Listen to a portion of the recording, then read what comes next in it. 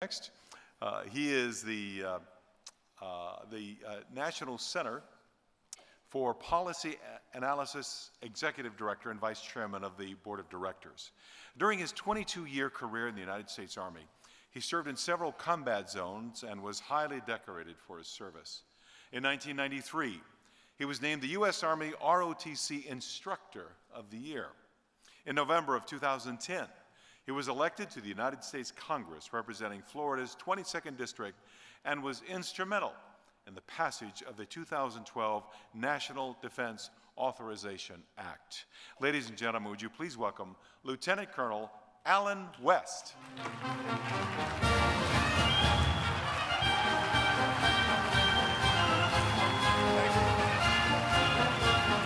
Thank you.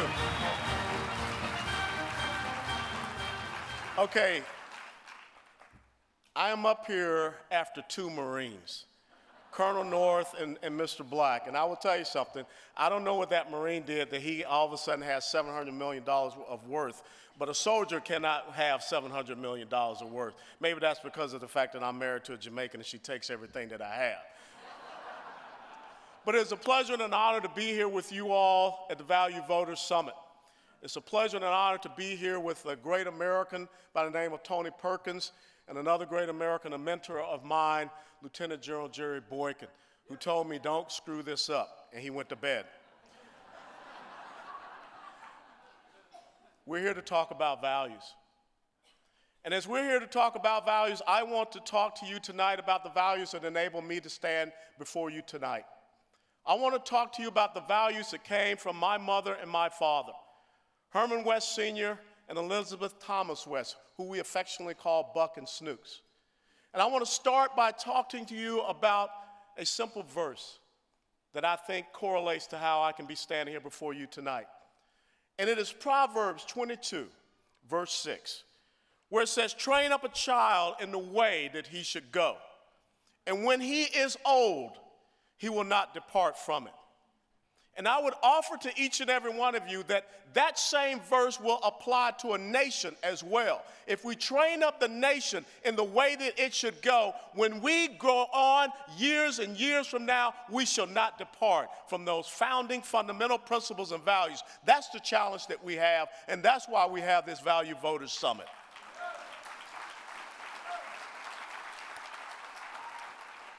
So I want to talk to you about 5 values that my parents inculcated into me, that I want to see each and every one of you, your charge, your challenge is to leave out of here and take these same 5 values.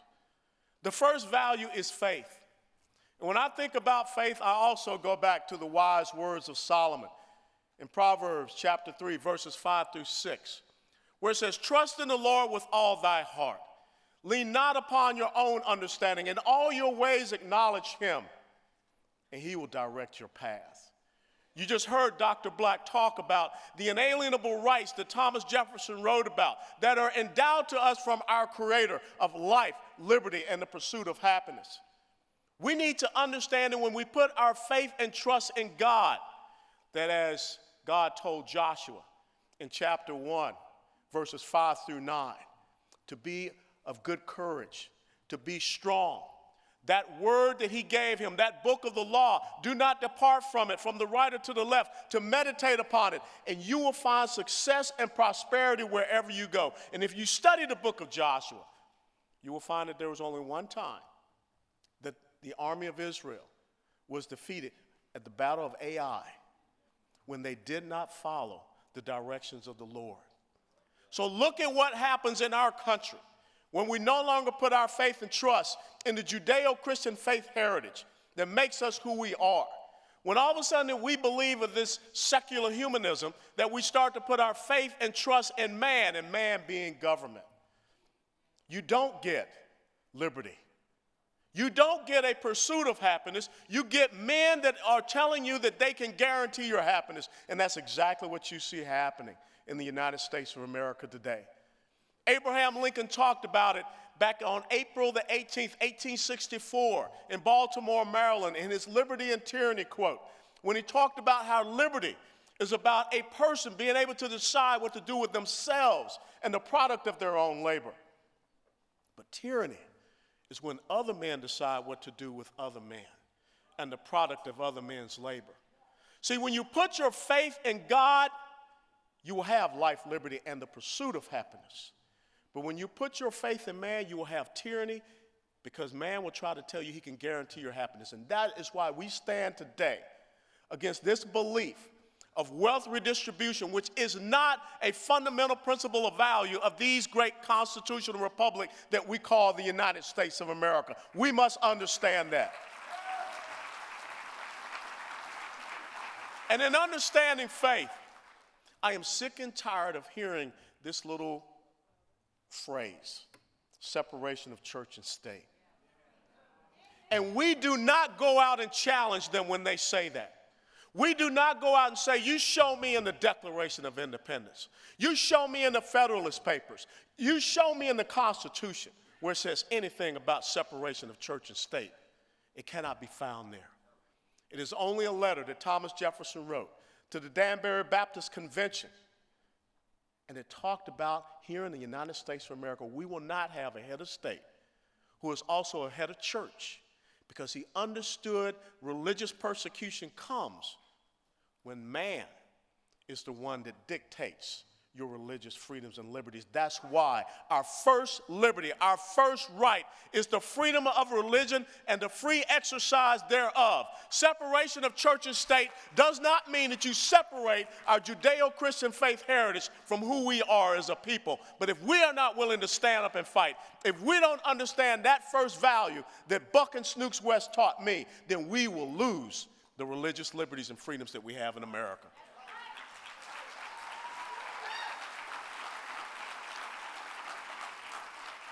The second value that my family taught me, my mother and father, is family. Because if you go to Marietta National Cemetery, you will find my mother and father buried together. Because as they were in life, they are in death and eternal life. One man and one woman. And in 1961, when I was born in the inner city of Atlanta, Georgia, the old Fourth Ward, you did not see young black boys and girls without mothers and fathers. See, back then you had 75 to 77% of two-parent household in the black community. I remember being there at the dinner table, and my parents would pull up because we ate as a family. And I had to read a story from the Atlanta Journal-Constitution, and I had to summarize that story before they would allow me to eat. And as y'all can tell, I'm a soldier. I like to eat. But the thing, it was about family. It was about conversation. But think about what happened in the Great Society programs of Lyndon Baines Johnson. Think about when all of a sudden man believed that he could guarantee happiness by saying the government would give a check to young women who have children out of wedlock. But there was a caveat to that, that the woman could never have a man in the home. And so therefore, what happened in the 52 years later? What was once 75 to 77% in the inner city communities, in the black neighborhood, that real fundamental value, the black family, now it is only 24%. See, my wife, Angela, has re-enlisted me for 26 straight years. It's been real tough convincing her to do that, but she's kept me around. And we have our two daughters. The oldest is about to graduate from graduate school at Southern Methodist University. The youngest is a sophomore in college. But our daughters know that they are part of only 24% having a mother and a father in the home. And when you look at the inner cities, when you look at Chicago, when you look at Detroit, you look at Washington, D.C., you look at my own neighborhood in Atlanta, and you wonder what is going on. You know, if black lives truly mattered, then why aren't black lives talking about the decimation and the destruction of the family in the black community?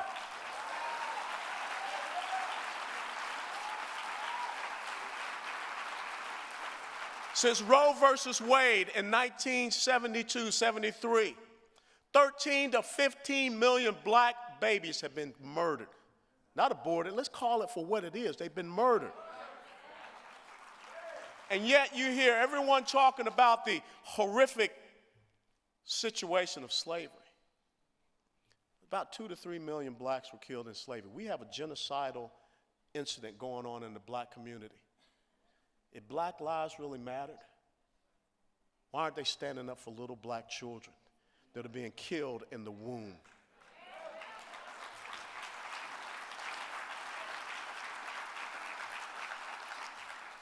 This nation will not be strong unless we restore the fundamental value of family. That's not to say that a single dad or a single mom can't raise young men and women, but it is a Herculean effort to do that. And we should not have government policies that come from man, that purposefully and intentionally destroy the bond of the family, the American family. Third value. The third value is very simple. In Philippians 4:13, it says, I can do all things through Christ Jesus who strengthens me. And my parents taught me that with a good quality education, you can do all things in the United States of America. And that is why my mother and father made the decision that I would not go to the public school in our community. They made the decision that I would go to Our Lady of Lourdes Catholic School there in the old Fourth Ward, located right across the street from Ebenezer Baptist Church, right around the corner from Dr. Martin Luther King Jr.'s birthplace. Every single day of my life as a little child, I walked past history because my parents made that decision. And here we are in the United States of America, not understanding that equality of opportunity comes from equality education. We have people that believe in equality of outcomes. And we are sitting in a city that the first black president of the United States of America canceled the DC school voucher program. We're sitting in a country where the first black attorney general of the United States of America brought a lawsuit against Louisiana for their school voucher program. We sit here with the most populous city in the United States of America, New York City, with the avowed socialist mayor, Bill de Blasio, who said he was intentionally going to go after and destroy charter schools in New York City, of which one of the highest performing schools in New York City is a charter school located in Harlem called Success Academy. Now you tell me this. Are these the people that are promoting opportunity for all children, no matter where you come from, no matter where you are born? Or are these the people that are trying to institute their vision of enslavement of the will, the mind, through their tyranny of regulating where you can go to receive the best quality education? We need to empower the family. We need to make sure that our faith is in God, not in man, so that we can pursue our happiness through a quality education that is an important value for the future of the United States of America.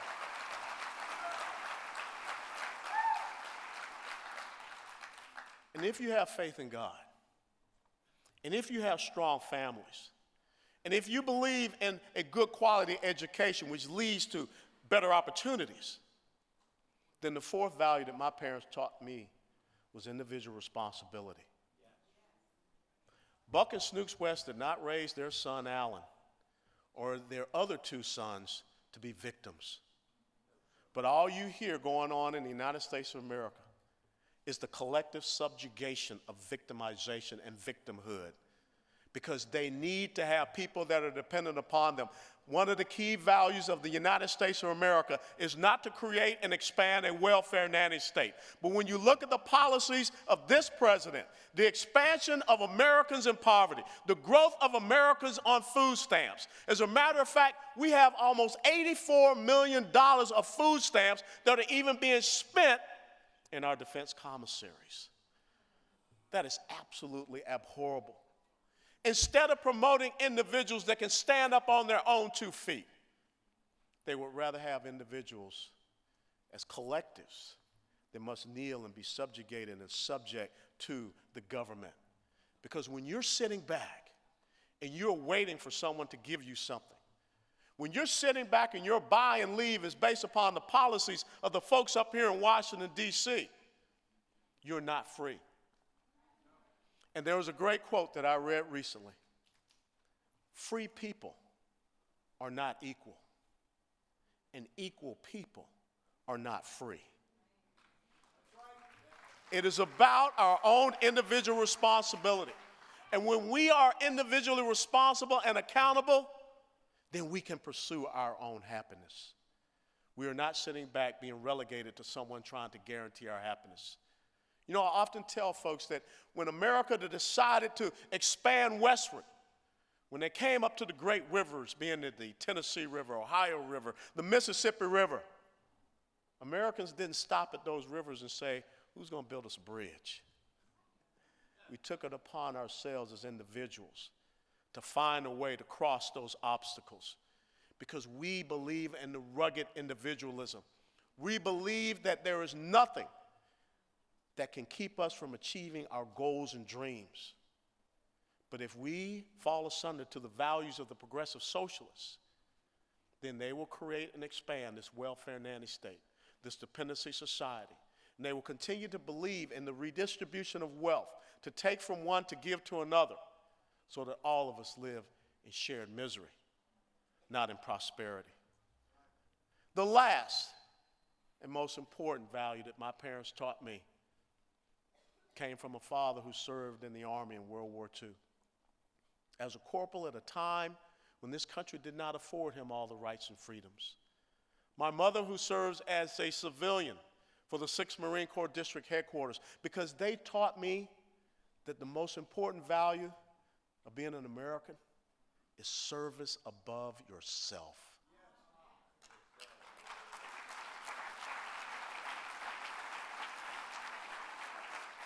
So when they sat down with me and my older brother, who was a Marine infantryman, wounded at Quai San, and they told me that there is no greater honor, no greater privilege in the United States of America than to wear the uniform of this great nation, to serve, to stand, and protect and defend the principles and values upon which this nation was founded.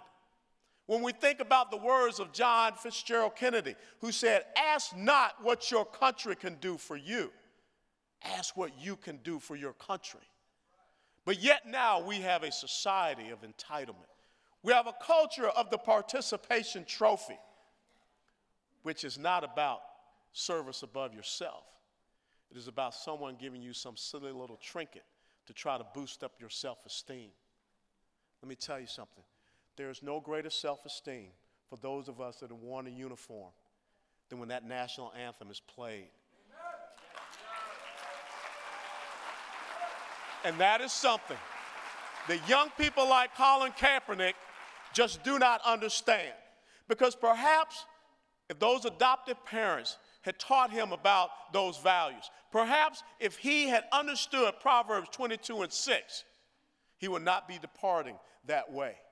We must now restore some sense of service to that which is greater than ourselves. This country, only 240 years old. The greatness of America is that we have always answered the call of service. You have always had young men and women that are willing to stand up and raise their right hand and say that I will support and defend the Constitution of the United States of America against all enemies, foreign and domestic, that I will bear true faith and allegiance to the same. Heaven help us the day that we stop having young men and women that raise their right hand. From the days of the Minutemen who answered that call at Lexington Green and Concord Bridge, who fired the shot that was heard around the world, to today, those men and women who are in Iraq, who are in Syria, who are in Afghanistan, who are deployed on freedom's ramparts. But as Alexander the Great said, I would not fear an army of lions if they were to be led by sheep, but I would fear an army of sheep if they were to be led by lions. When we see our sailors on their knees at gunpoint from the Iranians, we know that Russia is buzzing our naval warships in international waters 33 times in a 48-hour period, when we know that the Iranians are harassing our ships in the Persian Gulf, Ronald Reagan knew exactly how to respond. In April of 1988, with Operation Praying Mantis, when he said, you want to screw around with our Navy?